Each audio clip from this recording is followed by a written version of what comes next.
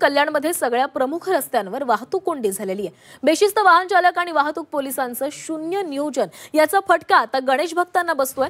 गणेशोत्सवानिमित्त खरेदीसाठी निघालेल्या भक्तांना या वाहतूक कोंडीमुळे मनस्ताप सहन करावा लागतोय।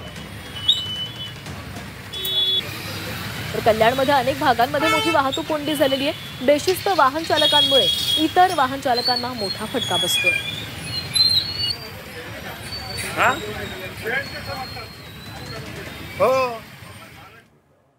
भिवंडी ते अंजूर फाटा दरम्यान रोज होणाऱ्या वाहतूक कोंडीचा फटका आता आमदार शांताराम मोरे यांनाही बसलेला आहे। या वाहतूक कोंडीमध्ये भिवंडी ग्रामीणचे आमदार शांताराम मोरे तासभर अडकलेले होते।